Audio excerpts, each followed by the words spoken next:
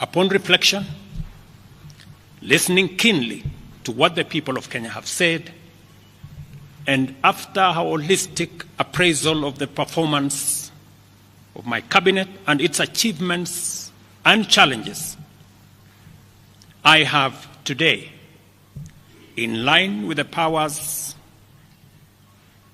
given to me by Article 1521 and 1525B of the Constitution and Sections 12 of the Office of the Attorney General's Act, decided to dismiss with immediate effect all the Cabinet Secretaries and Attorney General of the Republic of Kenya, of the Cabinet of Kenya, except the Prime Cabinet Secretary and Cabinet Secretary for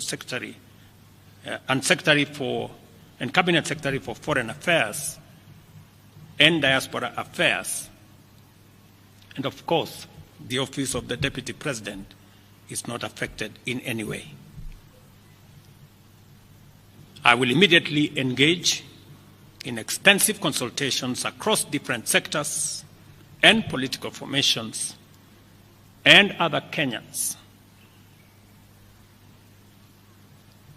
both in public and private, with the aim of setting up a broad-based government that will assist me in accelerating and expediting the necessary, urgent, and irreversible implementation of the program that we have, including other radical measures and programs to deal with the burden of debt, to explore raising domestic resources and revenues, expanding job opportunities,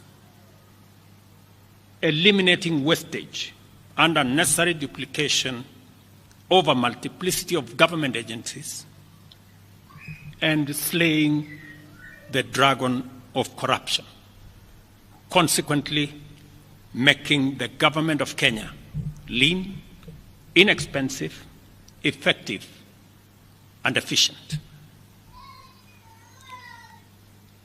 During this process, the operations of government will continue uninterrupted under the guidance of principal secretaries and other relevant officials.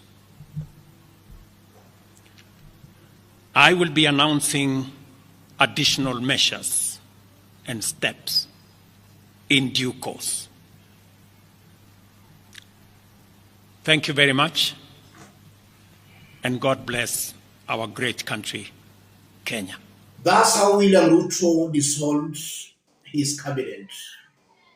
So the wildfire protests that recently happened in Kenya, to be honest, I don't even know whether it's still going on. All I know is that the protest was everywhere. It caught the whole country, not even the whole country, the whole continent of Africa. Everyone was talking about Kenya protests, Kenya protests, Kenya protests. A lot of people lost their lives. The police were throwing tear gas, canisters at people. They were shooting live rounds at peaceful protesters, and it was just so cruel. I was seeing some clips about it on TikTok, on YouTube. There was nowhere you would go to on Twitter. You will see one clip or the other. If you're on African continent, I'm sure you must have heard of Kenyan protests, except maybe you are living under a rock. That is how far the protest has gone. If they should tell me that Kenyan people can organize such a protest and it will conquer all over the world, to be heard all over the world, Al Jazeera, BBC, CNN, CBC News, all of them made the documentary about Kenyan protests. If you go to Al Jazeera's page, there's still 7 days of rage, 10 days of rage, how Gen Z conquered their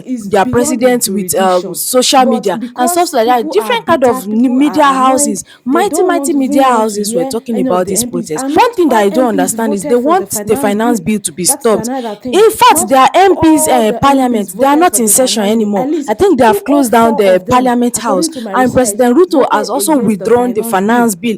But the Gen Zs are still not satisfied with all this. This lady that went viral, that Hijabian lady, I think her name is Shakira or something, they interviewed her and she was like, nobody is resigning, so why will you tell us to stop protesting? Nobody is resigning, nobody is doing anything, everybody is just inside the house, everybody is running, all the MPs are running away or stuff like that. Nobody is resigning, no matter how they protest. Nobody has resigned so far. That they are going to continue pushing them until somebody resign. And I know who she meant. I know she's talking about President Ruto, that Ruto must go. You know that hashtag that has been trending all over media. So after all these protests, one thing I think they have gained in this protest is that if you want to contest in Kenya now as a politician, you will think twice before you do rubbish or before you go and do unaccountable things that you cannot even tell your people. You have to think twice. I don't even think anybody will want to contest again, because Kenyan people will hold you on the neck like this. If you borrow $1, you have to explain what did you do with that $1. So with how the bold youth came out and protested massively, that their voices were heard all over the world and things are going on in Kenya. I don't even think Kenya Media House has another news now. Citizen TV in Kenya, in fact,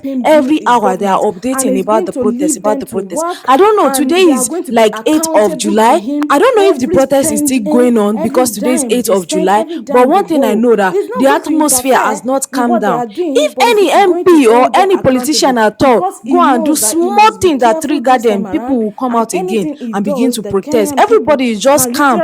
Presently now, not calm that they are okay with the results. They are just calm, watching and see if anybody is going to mess up again, that they are going to come for the person. So yesterday, which was being 7th of July, they did something called Saba in Kenya. Even me, I don't know what was Saba. I had to go and do the research of what Saba meant. And some of my subscribers also explained to me down in the comment section of my previous video that the first time they did that Saba was in 1990 or 1989 or 1990. Please correct me down in the comment section that it was 1990 when Moi was the president and he didn't want to allow multi-party system. It was only one party system, and so they used that Saba as a form of demonstration to kick out the government. So only when the government is in doom, that is when people do Saba.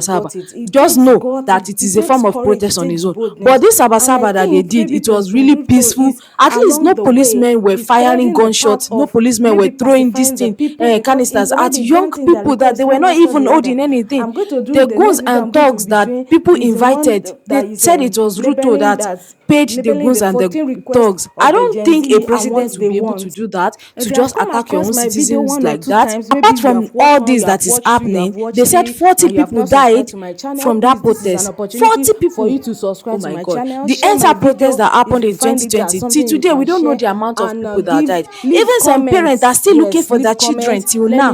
Well, and I saw in another place that 300 people died. You know how this government can. The results were loud and clear.